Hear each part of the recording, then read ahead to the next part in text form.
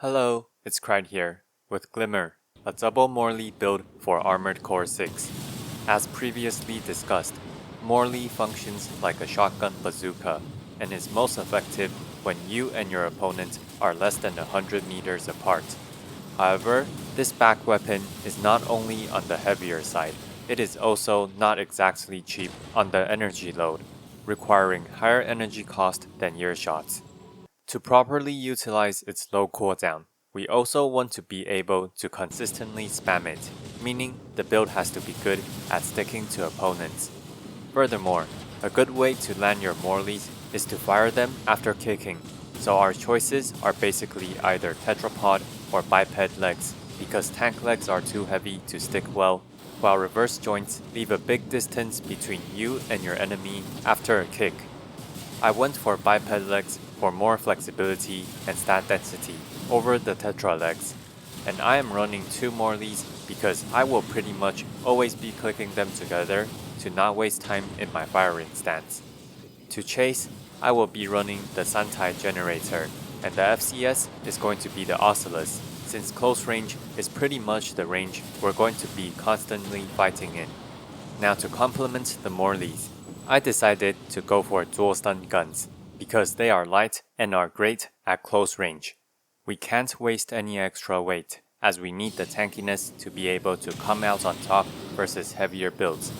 Stun guns also have a high direct hit adjustment that can punish the stagger when you land with Morleys. There's also a few other reasons I'm running the 2 weapons together. To understand this, we must first look at stun guns. Stun guns apply the electrify status effect.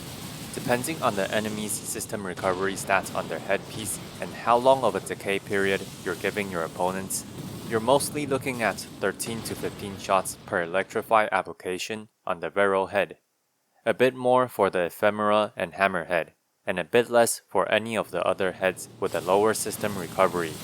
Now, you might think that stun guns are just directly going to be countered by the hammerhead. While the hammerhead does indeed make electrifying the enemy difficult, our Morley's damage and impact that allows us to punish with stun gun and kicks can make up for this deficit, which is one reason I'm running them together. Another reason is the stun gun's full electrify application does not apply in one hit. It comes in the form of DOT as well, after shooting the enemy. Therefore, your electrify proc can come after you shoot, making it quite disruptive. Proccing the electrify status effect deals 1600 true damage unaffected by defense and reductions. It also mini staggers the enemy out of actions like normal movement, assault boost, kicks, and even attacks. When timed well, this can allow you to stop enemies from running away or surprise enemies with a deadly combo. It can lead into a kick or double Morley shot, which is absolutely devastating. While you can run other light weapons like the Vientos instead, I find that the stun gun works much better, as you often stagger your enemies through the Morleys, and when that happens, the stun guns are a far better punish than the Viento. If you run the Vientos instead, you're limited to stunning with the Viento and punishing with the Morleys. Despite being relatively light with a high direct hit adjustment, the Sweet 16 is also not a great choice, as the shotgun requires an even closer range, and we're already fairly heavy. Its overall performance prior to staggers is just lacking compared to the stun gun, as it forces you to be very close, so you don't have any flexibility.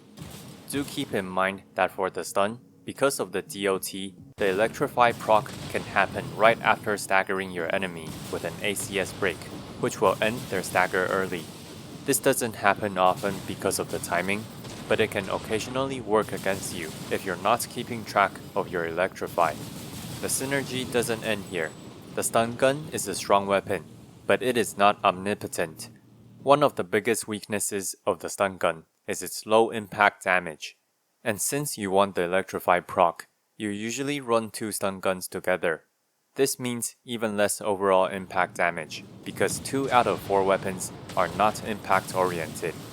So combinations with stun guns usually just go for raw damage to kill enemies or to support the stun guns like shields. However, The Morley has enough impact damage for us to go for the third and rarer option, which is having back weapons with high enough impact damage to still stagger the enemy multiple times a game. Another one of the stun gun's weaknesses is getting shielded. If the enemy shields the initial stun gun attack, there is simply no electrify status buildup, which is a large part of the combo factor. Pulse armor also prevents the buildup. However, shields and pulse armor make the enemy's hitbox size larger, which usually means you can catch more Morley pellets on their shield. Even if they manage to time the initial guard, it's still going to be reduced damage on shields, but you are getting in a decent amount of impact. As for pulse armor, you can absolutely delete them. Morleys are great at making up for this stun gun weakness, despite not having any PA interference. The rest of the setup is easy, as I wanted a build that will come out on top in a close range fight. I went for a relatively heavy but not extremely heavy setup. The VE48 core piece was an easy selection because I need more energy for the EN efficiency with the Santai generator's relatively low energy output. For the legs, I went for the Tianqiang's stat denseness and the trusty Viral head for its stat denseness as well. Some people like the Ephemera better, but I prefer the Viral on this setup, as the advantage of Ephemera is its higher system recovery, and your Morley makes most stun gun matches you will find easy. I don't want the extra weight, and the Virals are overall more tanky for every other matchup. For the arms, we are using the Melander arms for their recoil control and defensive stats. Recoil control matters for stun guns, as they have a relatively high recoil for how fast they fire. The popular dual Viento lightweight build can get away with Oculus and Basho because of the Basho's ridiculously high melee bonus. However, we aren't using melee weapons, and the stun gun has even higher recoil requirement than the Vientos, so you definitely want to be using these Melander arms to help you maintain your accuracy. For the boosters, I went for the NGI, even though it is quite pricey on the QB and AB energy cost. I find myself most comfortable with it, as it also has a high base movement speed for non-boosting movement maneuvers. But for this build, the booster can definitely be a personal preference like the PO4 instead. Finally, there is one more trick for you to learn when you pilot this build. Your worst matchup is probably lightweight biped or lammer builds with 3 missiles and a hammer. It can be difficult to catch up to them, and if they're kiting, it is difficult for your Morley to find good value. Thus, I have come to realize that you should just purge your Morleys. This gives you over 7.5k energy efficiency on the Santai generator. Additionally, your weight drops to a bit over 76k weight, which turns your heavy AC into a mid-weight one, slightly over the 75k mid-weight speed range. Your new energy efficiency and weight range gives you the best chase game you can hope for, even though you do lose the stagger aspect of the build. Still, compared to stun guns, missiles don't have nearly as high of a DPS, so this gives you the best chance to win, even if it does mean that when you see your enemy pulse armor, you should quickly assault boost away. I know most people don't watch PvP, but I really enjoy playing this build this patch, especially because it's aggressive and does well versus brain-dead builds like Laser Swap. The faster games make more time for me to climb with my limited time. If you guys do enjoy the PvP commentary, comment down below. I'm thinking about posting another video of more footage, since I have quite a few battles clocked in with this build, and I plan on doing even more. Alright, let's do some PvP. Like and subscribe. Okay, let's get started. First of all of these commentary are going to be post-game commentary, because I wasn't commenting when I was playing. And our first matchup is against a double Nebula, double Aurora, which is pretty common usually on tanks though. He is definitely still very heavy and using the hammerhead, so we won't be able to get nearly as much electrify proc, but as you can see on screen, my Morleys are doing a huge portion of the stagger. And even though he's tankier than us, we're trading much better than he is. and just wait out the terminal armor here and an easy win.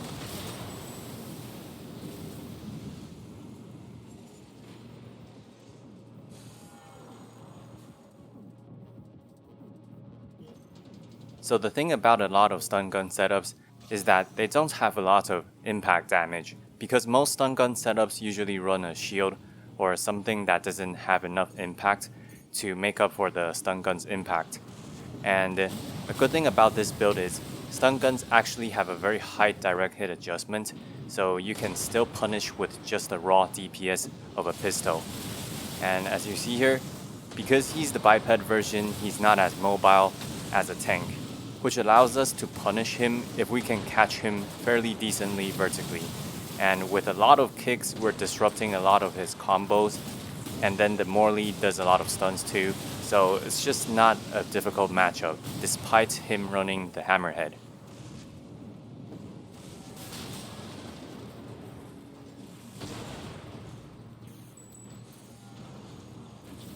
Next is a double Sweet 16 double Morley setup. Somehow I've seen this setup more than once, and he has been kiting me backwards for a long time, trying to get me to engage first.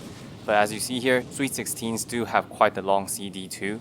If you dodge the Sweet 16 or after they shoot, they have quite a downtime if they miss, and their only game plan is to get within 50 meters and do the combo. They're not a very flexible build in general, and stun guns, in my opinion, are just much better. One more thing about this build, because I've seen this exact build played by more than one player, and it's really not a difficult matchup for me. But one thing is, I think their build is quite focused on trying to get a lot of stability because of the Mind Beta head and the legs. So they definitely have more stability than us, but I think a lot of people underestimate the usefulness of effective HP. And as long as we use our stun gun's superior range, it's not a difficult matchup.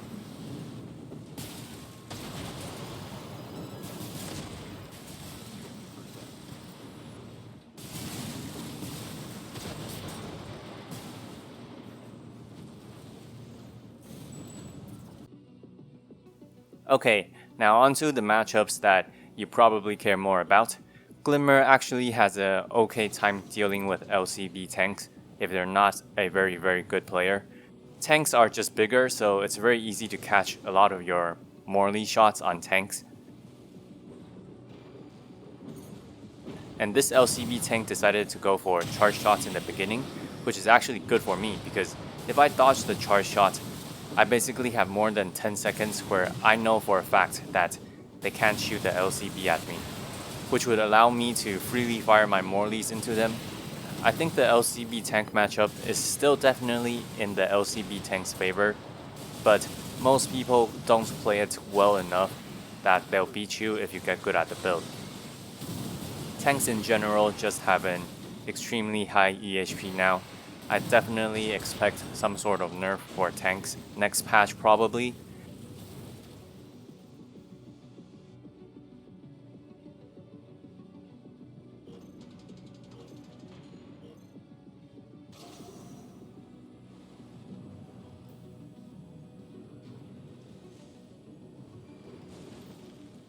LCBs, they hit very easily too, so definitely try to dodge a few shots first over 130 meters range.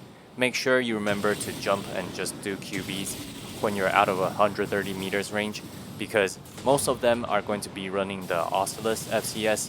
If you can throw their FCS off ahead of time, it'll really help you get some heat in the gun, so then you can do some sustained fighting and only worry about fewer shots.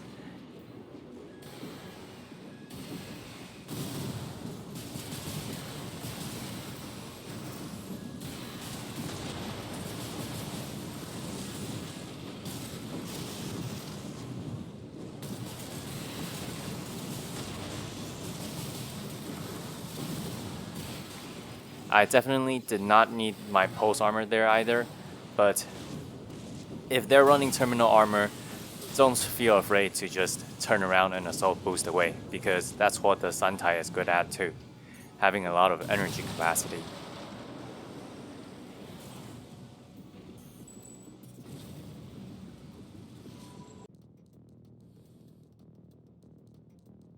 Well, let's take a look at yet another LCB fight to show you a few differences. But when you're fighting LCBs, you definitely want to utilize whatever cover there is on the map, or make sure you throw off their FCS. Make sure to only engage when you feel like you can have an advantage.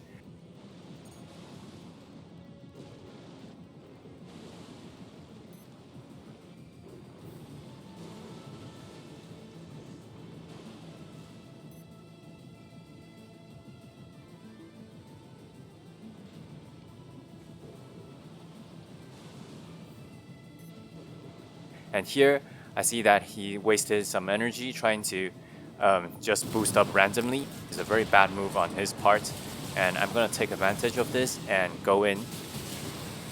A lot of damage, but I don't think his LCB would be up in time to punish the stagger. So now I stagger him instead and just go for raw damage, a kick, and then make sure we get our pulse armor up. He has terminal armor, so once again we just run away. The earlier LCB fights I did when I was explaining the build, the guy was running pulse armor. And if you remember, Morley's just delete pulse armor.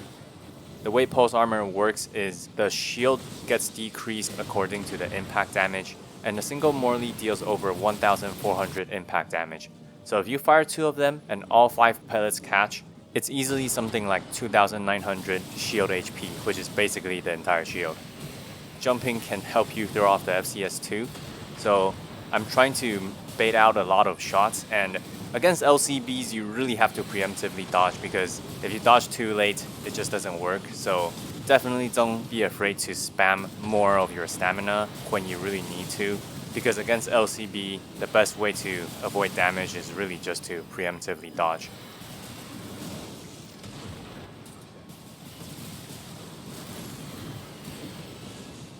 And terminal armor, once again, not difficult to deal with.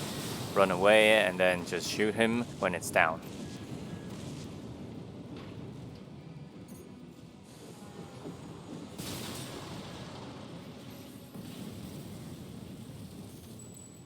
The next match is going to be Missile Tank, so this is the version that Omera runs, I believe. Omera is consistently a top 10 player on the leaderboard at the moment, and he attends a lot of tournaments in like Japan. And he's a really good player with the 3 missile, 1 Nebula tank, which is annoying to deal with because they can just keep running away with their superior EHP and poke you down with a lot of difficult to avoid attacks, like the Nebula, the Auroras, and even Javelin Beta. My advice for this kind of tank is to make sure you just go in and try to stick to them as much as possible, unless you really have a good reason to disengage, like if they post armored at a bad timing so you can get away and not trade. Because the first time you try to gap close, you're gonna have to use up a lot of your energy while they can just run backwards. Fat tank legs still moves at like 300 plus speed, so you have to assault boost in, and they're gonna pelt you with a bunch of missiles. So definitely try to stick on top of them and don't disengage. Definitely watch out for the kicks too. He's kicking much more now, and it's actually more of a pain for me because tank kicks are very fat, so you don't need to hard lock. You can actually soft lock and still land. But yeah, stick to them and win the stagger race so you can do more damage, punish with your stun guns and kicks.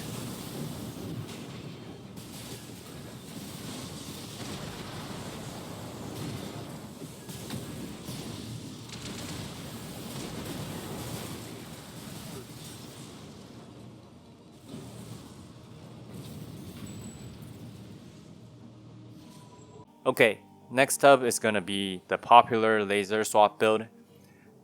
This build has probably one of the lowest skill ceilings in the entire game. So players who are going to play this build are mostly just gonna run at you and try to beat you with a superior laser damage. The build itself doesn't actually have a very high impact buildup, so you should always be winning the impact race. A lot of them run terminal armor, so watch out, but even if they run pulse armor, it usually isn't a problem because once again your Morleys can delete their pulse armor while their lasers do less impact to your pulse armor because lasers don't have as high of an impact, they have a higher base damage. So yeah, you might need some time getting used to playing this build because versus laser swap, you definitely want to be landing your shots if you're both in range, and you should try to dodge a lot when your stuff are off cooldown, like the Morleys and the stun guns, and they're also really tanky too, so yeah. If they're kiting, try to dodge more and find a good time to fight them, because they're always going to be running the coral generator, so if you can catch them when they don't have their energy up, it's a very easy win. And now we just wait for the terminal armor and GG.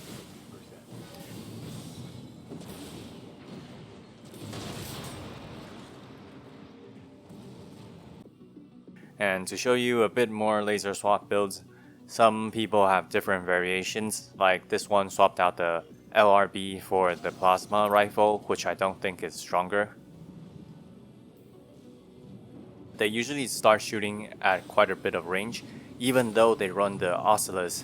So remember to do a bunch of jumps and even some QBs if you need to. It's actually quite easy to avoid damage by doing so because the Oscillus has very poor mid-range tracking. And yeah, even though I think the plasma version is weaker, it's actually not that bad against me because I'm a very close range fighter. But as you see, my Morley's deleted his pulse armor while his lasers couldn't delete mine nearly as fast, and we get the advantage over there.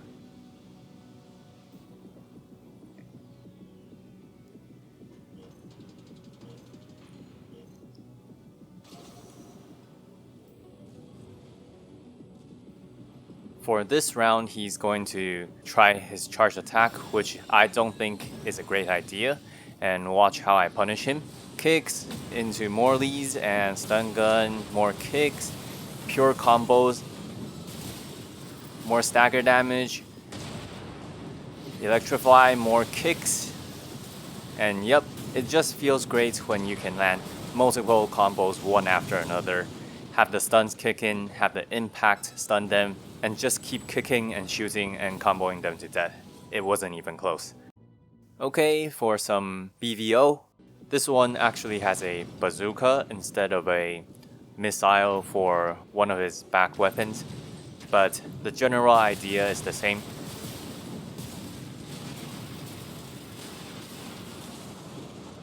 But against BVOs, Morleys are going to be difficult to land if they play defensively, but if they come in too close, one singular combo is definitely enough for you to turn the tide.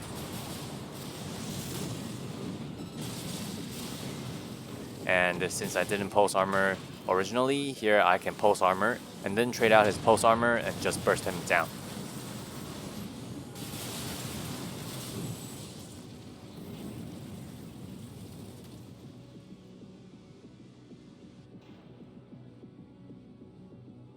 Try to stay more defensive and use your stun guns.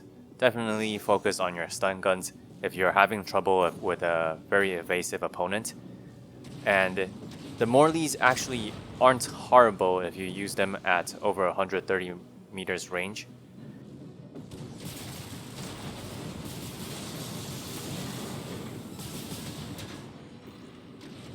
If he comes in, Morley can be used as a deterrent, but I'm gonna punish him for dashing in because I know BVOs have a very close range, so I'm gonna punish him right as he enters my 130 meters range, and then stun gun and GG.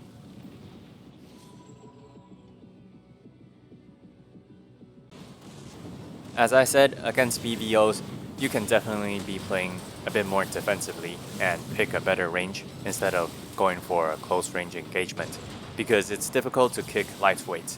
And here another BVO, the same thing. Basically, try to find a good time to do your Morleys, and if they ever dash in and your Morley is off cooldown, definitely shoot them if they try to just PA out of it. Pulse armoring this build at close range is just a very bad idea.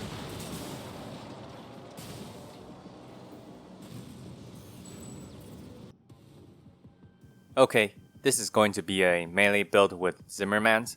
I'm just trying to run through a different style of melee and show you the different matchups. For melees in general, if it's a pulse blade, sometimes they do the charge attack to dash you, and that is a very good time for you to be Morleying, because usually even if they cancel their dash, they'll be at least eating half of your Morleys.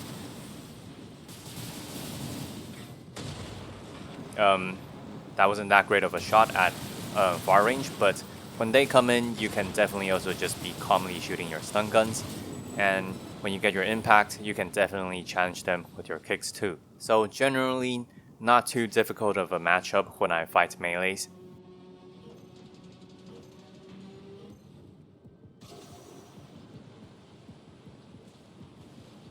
One thing though is, if they do get a big lead on you, it's your turn to chase them, and when that happens, do try to not panic too much and spam your Morleys. You want to put on pressure first with your stun guns, because Morleys does keep you in place. So if you just do it carelessly, you can definitely eat a lot of extra damage. That was a good punish by him.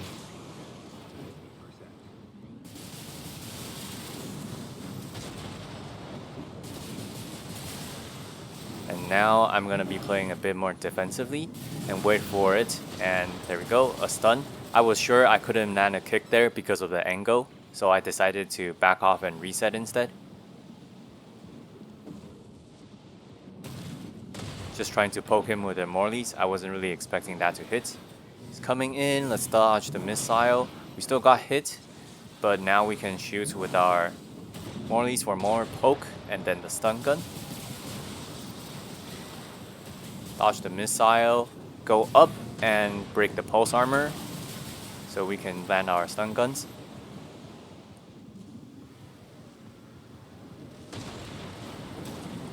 And punish the end lag of melees with stun guns, and GG. Against melees, definitely try to be calm, even if they can put up a lot of pressure at close range. Okay, another example of a BVO fight. If they don't dodge the Morleys, you know, it's just kinda over. Usually the better BVOs are the ones that dodge at a good range and don't come too close to you. Because if they come too close to you, even if they QB away, your Morleys are still going to land, since they're not going to be over 130 meters away. So against aggressive setups like these, Morleys are great, but if you cast Morleys, you might be eating a whole laser blade, so make sure you time well and punish their lag instead with your stun guns. If you do that, you're going to have a lot of success. And our pulse armor is definitely key here to negating one of the staggers, and yeah.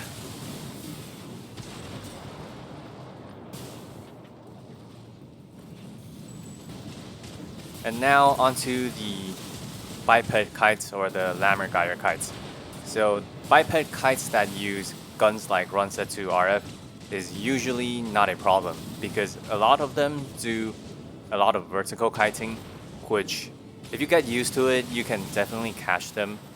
And as I said, stun guns are really disruptive, so if you get even one stun off or just like one Morley off, usually the vertical kiting doesn't do that well against Morleys when they're landing and you're on top of them.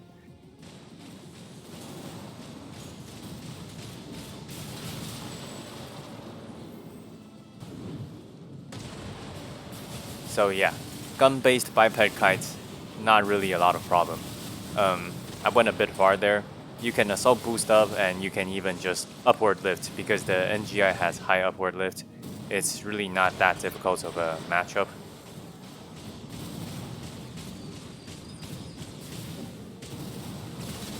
The harder ones are the ones that run 3 missiles and a hammer, or even 4 missiles. These are just pure pain, because your Morleys aren't really going to land at all.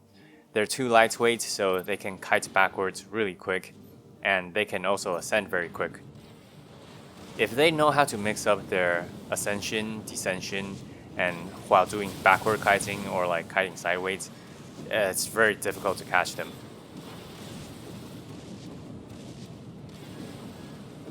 I got lucky here with the Morleys. He didn't dodge them. I think he might have run out of energy, but over the course of a game, it's really hard to continuously catch them if they know how to kite.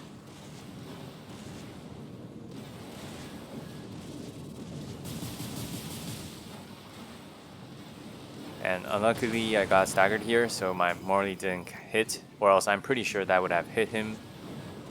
But yeah, this was before I discovered purging.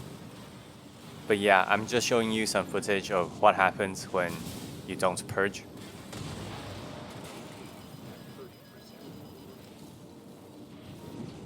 But yeah, it's just very difficult to catch missile rats.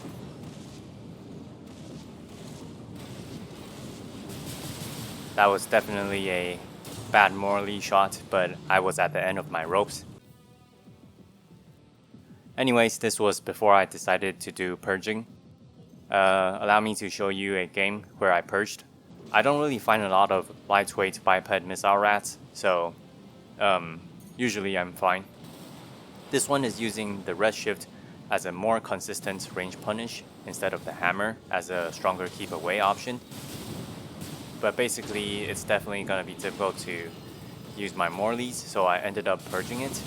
And now I just get a lot more speed and stronger energy efficiency, so my energy comes back a lot quicker, and I just go for sticking on them.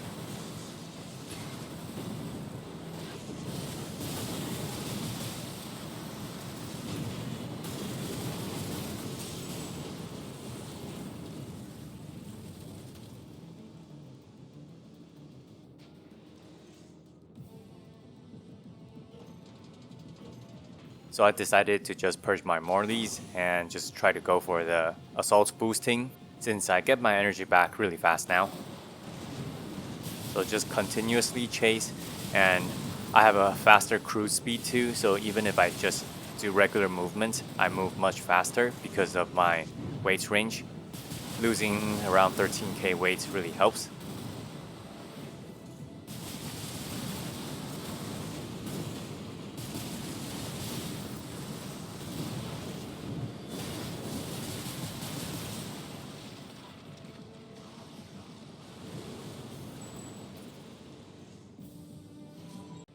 Okay, against a double Zim player, which is also very specialized in close range fighting. With our double Morleys, our impact actually won't lose much to double Zims. With our stun guns in place, we can really fight them at close range well.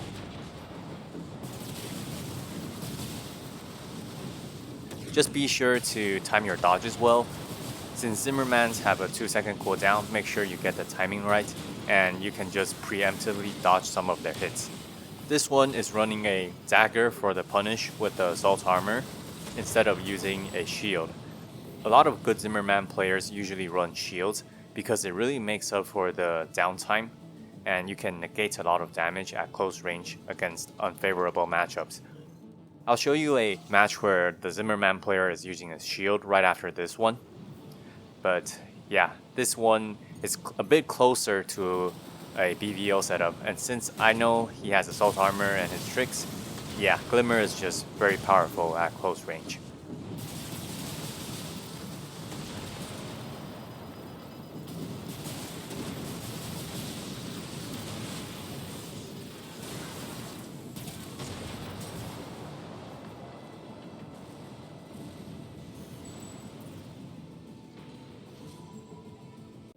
Okay, this Zimmerman player is running a shield, but he is not running the typical 61 pulse shield, which is just a very strong shield.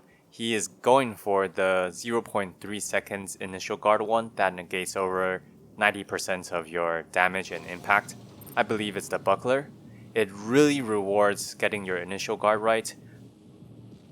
But here you see he didn't time his initial guard well, so he did not get the full effect. Morleys honestly do quite well against shields, but because he's using the buckler, when he does get the initial guard, it really feels like you're doing no damage at all.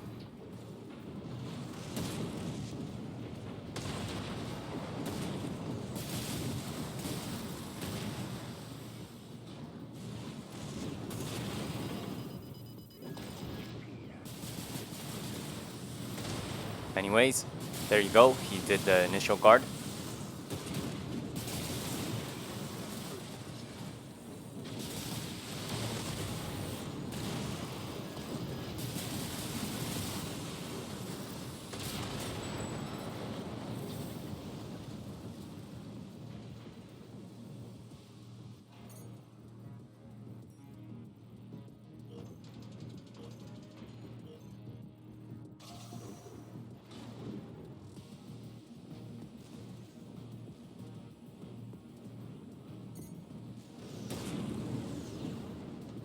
He shielded that too.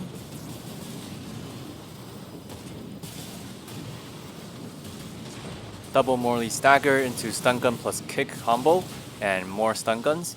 And here we pulse armor and dodges assault armor. I originally thought he would be running pulse armor, but assault armor is actually quite good against us since we delete pulse armors anyway. Still, Morleys are great against other close range ACs, so if they just approach us with assault boost, even if he had QB'd a bit, he would have died, and that's GG. Be sure to comment down below if you're interested in seeing more of these fights, and see you next time.